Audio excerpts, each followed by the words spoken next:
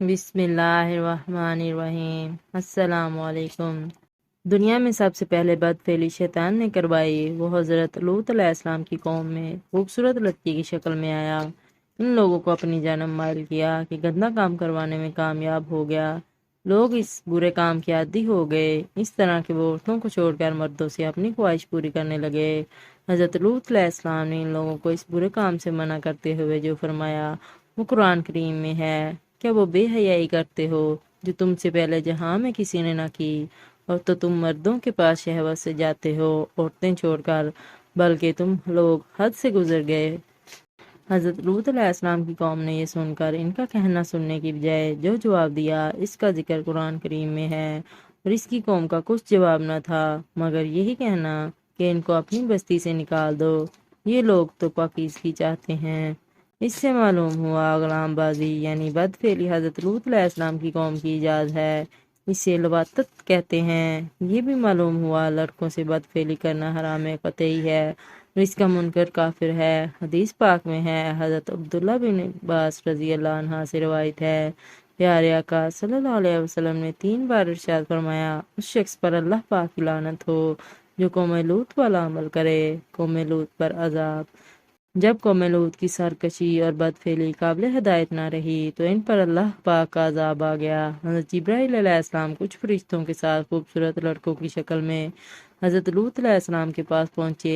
ان مہمانوں کے حسن و جمال اور اپنی قوم کی بدفعلی کے خیال سے حضرت لوط علیہ السلام فکر مند ہوئے۔ کچھ دیر بعد ان کی قوم کے بدفعلوں نے ان کے گھر کو گھیر لیا اور مہمانوں کے ساتھ بدفعلی کے ارادے سے دیوار پر چڑھنے لگے۔ حضرت لوط علیہ السلام نے ان کو سمجھایا مگر وہ باز نہ آئے۔ آپ علیہ السلام کو دکھی دیکھ کر حضرت جبرائیل علیہ السلام نے کہا، آپ فکر نہ کریں، ہم فرشتے ہیں اور ان بدکاروں پر اللہ پاک کا عذاب لے کر اترے ہیں۔ آپ اپنے اہل و عیال اور مومنین کو ساتھ لے کر صبح ہونے سے پہلے اس بستی سے نکل جائیں اور کوئی شخص پیچھے مڑ کر نہ دیکھے ورنہ وہ بھی عذاب میں گرفتار ہو جائے گا۔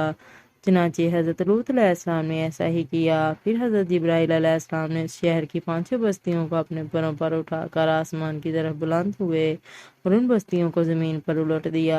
پھر ان پر پتھروں کا میل برسایا اور ان کی لاشوں کے پرخاشے اڑ گئے۔ جب یہ شہر الٹ پلٹ ہو رہا تھا، حضرت لوط علیہ السلام کی ایک بیوی والا جو منافقہ تھی، قوم کے بدکاروں سے محبت رکھتی تھی، اس نے پیچھے مڑ کر دیکھا اور کہا، ہائے رے میری قوم، اس پر اللہ پاک کے عذاب کا پتھر گرا اور وہ بھی ہلاک ہو گئی۔ بدکار قوم پر برسائے جانے والے ہر پتھر پر اس شخص کا نام لکھا تھا جو اس پتھر سے ہلاک ہوا۔ اللہ پاک کی بارگاہ میں سب سے ناپسندیدہ گناہ۔ حضرت سلیمان علیہ السلام نے ایک مرتبہ شیطان سے پوچھا، اللہ پاک کو سب سے بڑھ کر کون سا گناہ ناپسند ہے؟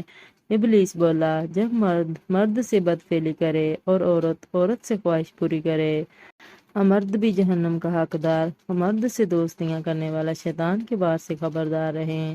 اگر مرد رضامندی سے یا پیسوں یا نوکری وغیرہ کے لالچ میں بدفعلی کروائے گا تو وہ بھی گناہگار اور جہنم کا حقدار ہے۔ حضرت وقیع رضی اللہ عنہ سے مروی ہے، جو شخص قوم لوط کی طرح بدفعلی کرے گا اور توبہ کیے بغیر مرے گا تو تدفین کے بعد اسے قوم لوط کے قبرستان میں منتقل کر دیا جائے گا اور اس کا حشر قوم لوط کے ساتھ ہوگا۔